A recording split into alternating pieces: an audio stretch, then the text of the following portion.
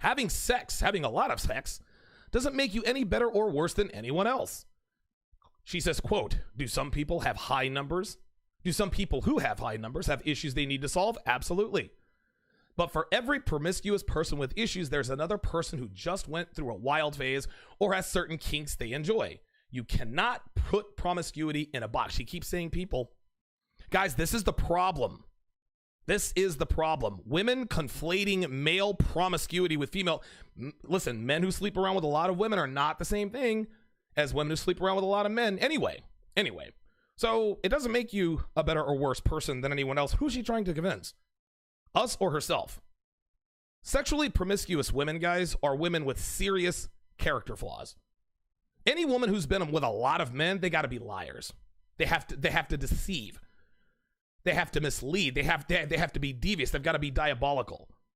So yes, they are worse people. Nobody trusts a woman who's given her body to 500 dudes. One way or another, she is going to screw you over. Now, as far as issues go, sweetheart, that's your problem. Listen, I'm sorry you have daddy issues, right? I'm sorry you lost your virginity at 13 years old because you're looking for a man to fill that hole, and he filled a lot of holes is not the one that you needed, right? But what do you want me to do? Feel sorry for you? You don't feel sorry for guys you've cheated on, do you? Of course not. Yes, you can put promiscuity in a box. There is only one definition of promiscuity. If you sleep with a lot of men, then you are promiscuous. That's it. She wants to make it, her number is so high, she wants to believe that she is still just like everyone else who has a healthy sexual appetite.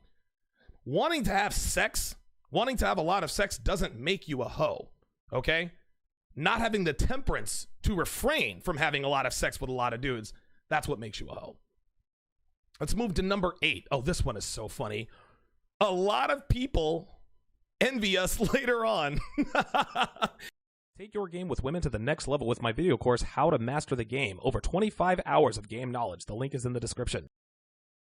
She says, quote, I've had talks with people who are in their 60s and 70s, and many of them mention that they regret not sowing their wild oats in their younger years. If you want to do it, do it. Oh my God, this chick is delusional.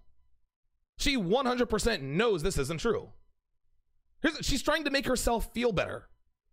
Listen, all she has to do, guys, is talk to her fellow writer, Amy Horton. That's all she has to do. Now, she also says, again, she keeps saying people, which includes men and women. You see how she consistently tries to hold men and women to the same sexual standard? Now, as far as her conversations were concerned, if they happened at all of the men she talked to are regretful because they're men, and only men can sow their wild oats. But women in their 60s and 70s who have slept around are 100% regretful. And if they say they're not, they're lying. And speaking of lying, guys, she is also lying about having these conversations. She never had conversations with these people. When does a 20-something-year-old party girl have many when does she have time to have many conversations with men and women in their 60s and 70s? Get out of here with that. You see, here's the thing, guys. Women always do this to make their point. They always lie. They lie about an anecdote to win whatever argument they're in. Well, you're wrong, because I've had 6 dozen men tell me that they prefer women who have slept with 100 men to be their wives instead of virgins. Yeah, sure you have. Number 9, slut-shaming happens, and it comes from people you'd never expect. I've been slut-shamed by doctors, she said, priests, and even my then boyfriend's parents. Anyone who has the nerve to remark on the number of partners a woman has should have no right to be in her life. And the sooner you make that clear, the better off you will be. She's lying again here, guys. Flat out lies. Doctors don't shame women for sleeping around. They advise them to have safe sex. 100% BS out of her. Priests definitely don't shame women for sleeping around because they tell you that Jesus loves you no matter what. Now do 10 Hail Marys and 20 Our Fathers. Now, maybe the boyfriend's parents thing is true, but they didn't just do it flat out, right? They probably implied it and said something like, hey, listen, are you ready to settle down with Mike? I mean, you've had a lot of boyfriends. But they never just flat out say, you're too promiscuous for our son, you harlot, you tart, you floozy.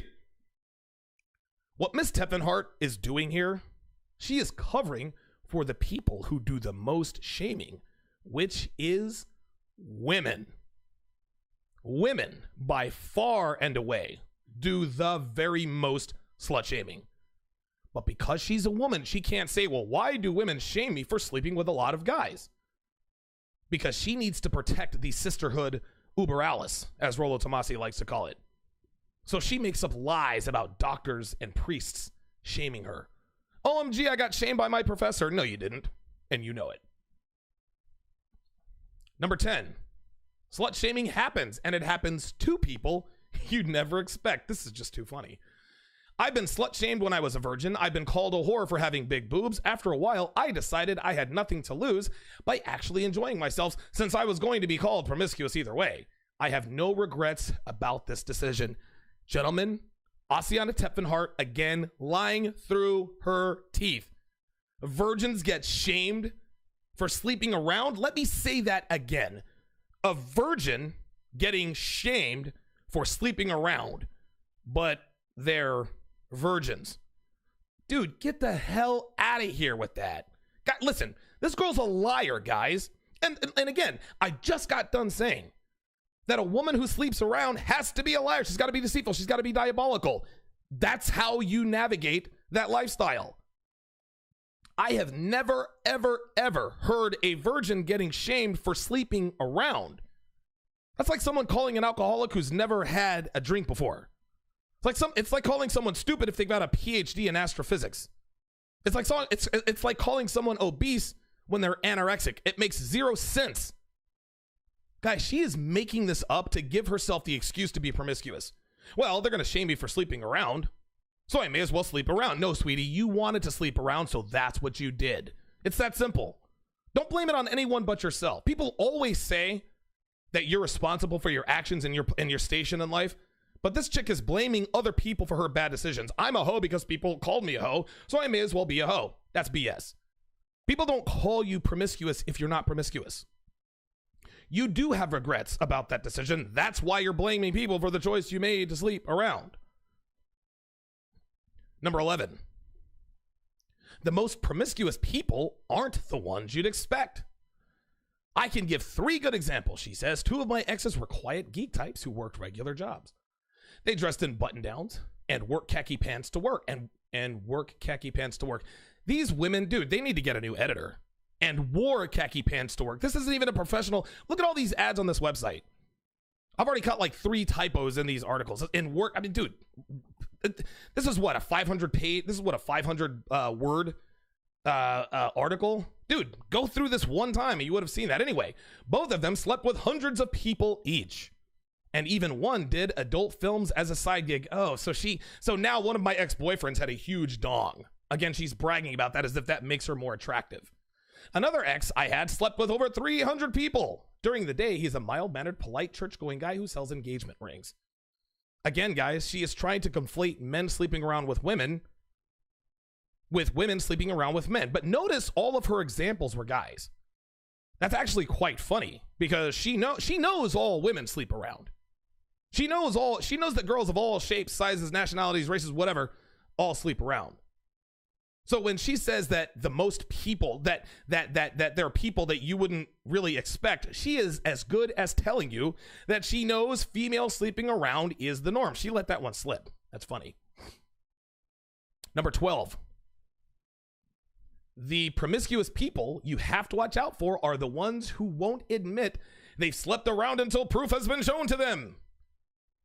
A good deal breaker, she says, for any relationship is when your boyfriend lies about how many people he slept with. People who do this are prone to cheating because they are already used to lying to you. They also might be hiding the fact that they have STDs. You see this, guys? This is 1000% BS. Number 1, when her boyfriends lie about how many people they've slept with, they lie the other way. They increase the number. They don't decrease the number. Number 2, she wants us to believe that a man who has slept with a lot of women is a deal breaker, which is, dude, this is so false. It's ridiculous. She's bragging about, well, one guy I slept with had 300 partners. Another guy I slept with did a porn movie.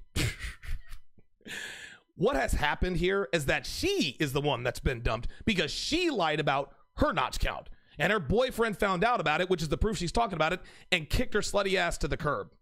She's the one hiding her STDs. She's the one who is prone to cheating. These are conversations men have had with her about her. This is flat out dishonesty, guys. A woman will never, ever dump you if she finds out you had sex with 200 girls. Ever. It literally increases her arousal to you exponentially. Take your game with women to the next level with my video course, How to Master the Game. Over 25 hours of game knowledge. The link is in the description.